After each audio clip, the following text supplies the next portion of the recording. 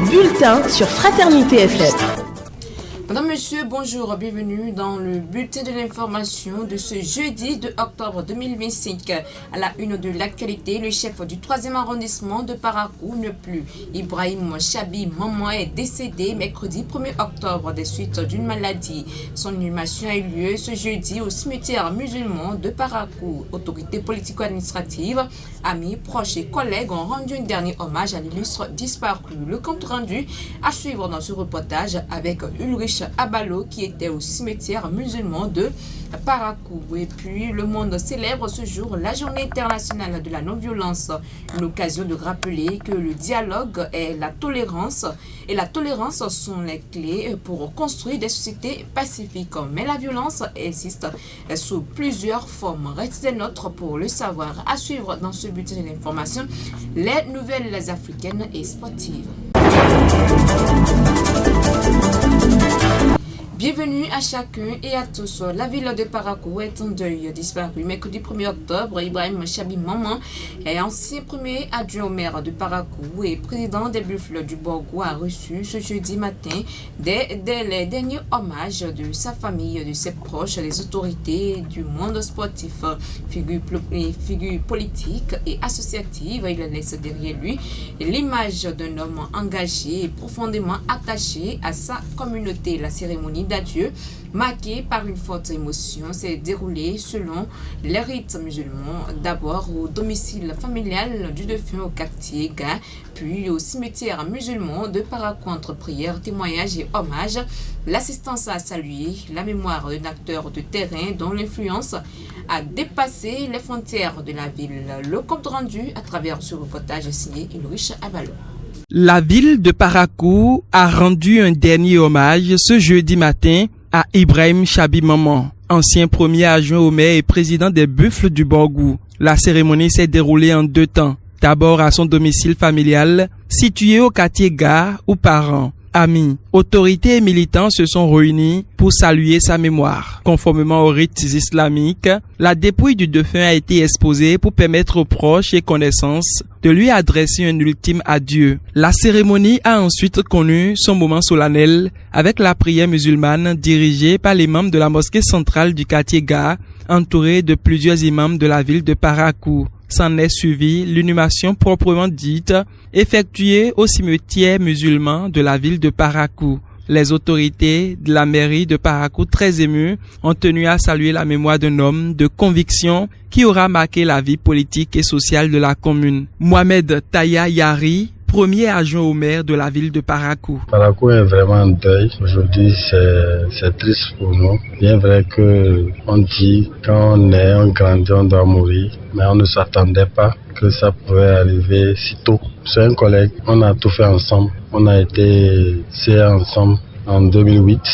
Après ça, il est devenu premier adjoint. Maintenant, il est encore chef d'arrondissement. Donc, c'est douloureux. On va prier pour lui, que Dieu l'accueille dans son royaume et que Dieu lui donne le paradis. C'est un baba qui est parti. Les représentants des différentes forces politiques présentes ont pour leur part salué l'engagement d'un homme de dialogue et de rassemblement. Tous reconnaissent en Ibrahim Chabi Maman un leader respecté, attaché à sa communauté et toujours disponible pour servir. Kassimou Orosoua et Ousmane Traoré, respectivement membres du parti FCBE et vice-président du parti Mouel Bénin. Les mots me manquent pour exprimer ma douleur. C'est un leader qui est parti. C'est un rassembleur qui est parti. C'est un guide pour moi. Certes, nous ne sommes pas du même parti politique, mais c'est un aîné qui s'est réconcilié, qui s'est appelé la jeunesse. Nous sommes vraiment en deuil. Il fait partie des rares collègues conseillers avec qui je partage beaucoup de confidences.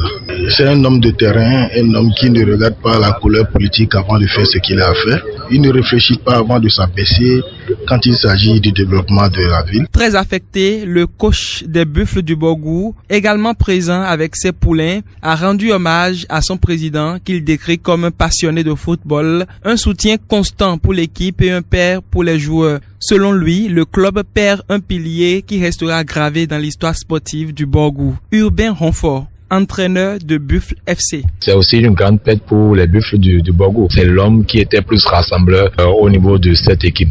Les divergences qui naissaient au niveau des membres et des joueurs, quand on l'appelle lui, il appelle tout le monde l'écoute. C'est un peu comme une personne ressource. C'est difficile encore, d'autant plus que nous jouons un match dans 2 jours. On joue samedi à Chao contre Azo. Voilà, on était prévu aller à Chao aujourd'hui pour une séance d'entraînement à 9h. On a dû reporter ça. Donc, c'est difficile. J'ai vu les joueurs pleurer, Nabil, Patrick. Beaucoup de joueurs ont pleuré parce qu'ils l'ont côtoyé pendant des années. Donc, marié et père de 8 enfants, l'illustre disparu sera encore honoré à travers une cérémonie prévue dimanche prochain à 10h à son domicile familial au quartier Gare. Et ce jeudi 2 octobre marque la journée internationale de la non-violence, une journée initiée depuis 2007 par l'Assemblée générale des Nations unies en hommage à Mahatma Gandhi, figure majeure de l'indépendance indienne et pionnier de la non-violence, né le 2 octobre 1869 et mort assassiné à New Delhi le 30 janvier 1948. L'objectif derrière cette célébration est de promouvoir la culture de la paix et encourager le règlement pacifique des conflits dans un contexte mondial marqué par des guerres et des tensions diverses. Mais quand on parle de violence, il n'y a pas que les conflits armés. Les violences sont sous divers ordres, explique Clément Yargo, consultant formateur en gestion des conflits et éducateur à la paix.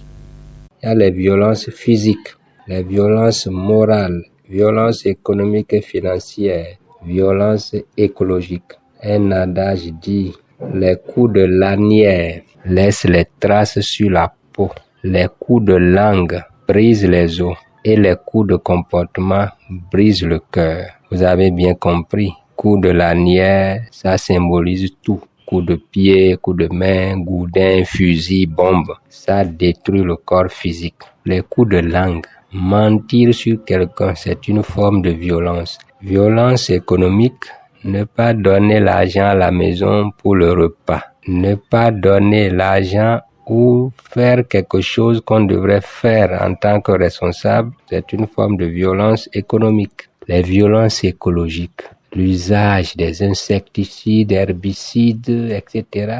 Il y a des violences politiques. Toute forme d'exclusion à la participation, à l'animation, à l'exercice des fonctions politiques est une grave violence politique. Soutenir l'injustice est l'une des pires violences que l'humanité ait jamais connue. Il faut promouvoir la tolérance, la compréhension, le dialogue, l'acceptation de la différence, même dans la vie du couple, à l'école, dans la vie professionnelle. Il faut accepter la différence. En matière politique, il faut accepter la différence. Qui n'accepte pas la différence à la maison, en milieu professionnel et en milieu politique est un handicapé mental et spirituel. Car Dieu, qui est bon, a créé l'homme et la femme. Première différence, le jour et la nuit, des différences telles. Plusieurs langues, plusieurs animaux, plusieurs. Dieu est beau dans la diversité. Et celui qui refuse la diversité et la différence est un handicapé mental et spirituel. Il faut donc faire comprendre à toute personne, à chaque niveau, que la différence est voulue par la nature, par le bon Dieu.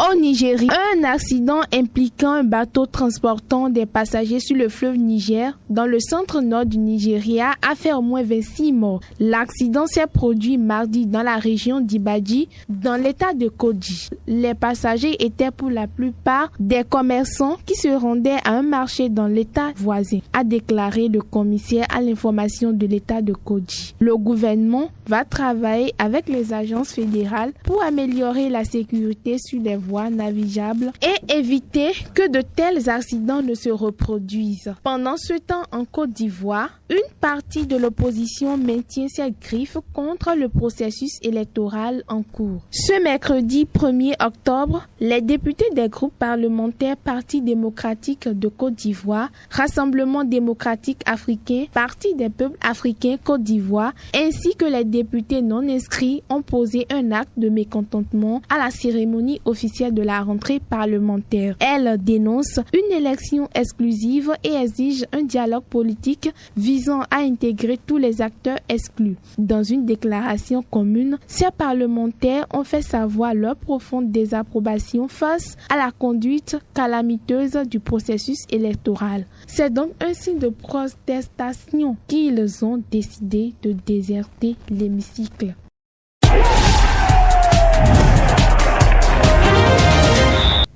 Vous l'avez compris, c'est l'heure de vous mettre au parfum de l'actualité sportive. Et pour en parler, je reçois aujourd'hui Jacques Degbe. Décès de Ibrahim Chabi Maman, la famille Buffle du Borgou sous le choc. Oui, décédé ce mercredi, Ibrahim Chabi Maman laisse un grand vide dans le club qu'il dirigeait, qu'il présidait jusqu'à son décès donc. Et cette disparition plonge dirigeants, staff technique, joueurs et supporters dans un deuil profond et qui ont massivement effectué le déplacement du cimetière musulman de Parakou ce jeudi matin pour rendre un dernier hommage à l'illustre disparu. On va écouter le coach des Buffles du Borgou, Urbain Honfort, qui était donc de la partie. Il a été vraiment d'un grand atout pour le maintien des Buffles, je vous le dis, pour la première division. Donc, c'est une grosse fête pour les Buffles d'abord, après pour la ville de Parakou. Et quand on voit ce monde qu'il y a aujourd'hui, ça témoigne un peu de l'homme qu'il a été. C'est vraiment une grosse fête pour nous. Comment vous faites pour consoler vos collègues? C'est difficile encore, d'autant plus que nous jouons un match dans 2 jours. On joue samedi à Tchaoro contre Azo. Voilà, on était prévu aller à Tchaoro aujourd'hui pour une séance d'entraînement à 9h. On a dû reporter ça, donc c'est difficile. J'ai vu les joueurs pleurer, Nabil, Patrick, beaucoup de joueurs ont pleuré parce qu'ils l'ont côtoyé pendant des années. Donc c'est un grand renfort pour nous. Donc comme je l'ai dit lors du recueillement, la prière que j'ai fait, c'est qu'il ne laisse pas un vide, qu'il ne soit pas occupé. La tristesse donc dans la maison Buffle du Borgou. La tristesse tout simplement pour le monde du football à Parakou et plus généralement au Bénin. Après la Ligue des Champions, place à la Ligue Europa ce jeudi. Tout comme pour la Coupe aux Grandes Oreilles, on joue là aussi la 2e journée. 18 matchs sont au menu, déjà à partir de 17h45. La Roma accueille Lille. Nice sera en déplacement sur le terrain de Fenerbahçe, tandis que Ludogorets de l'international béninois Olivier Verdon va offrir son hospitalité au Betis Séville. À suivre aussi à la même heure Victoria Plzen, Malmö, Bologne, Fribourg, encore Celtic, Glasgow, Braga un peu plus tard dans la soirée à 20h. Nottingham Forest reçoit Midtjylland. Lyon va jouer à domicile contre Salzbourg. Aston Villa voyagera sur le terrain de Feyenoord. Pour le reste, Bâle joue Stuttgart et Porto va se mesurer à l'Étoile Rouge. Il faut dire qu'on joue également en Ligue Europa Conférence, la C4. Mesdames, Messieurs, ainsi s'achève ce numéro du bulletin de l'information. Merci de nous avoir suivis et à très bientôt.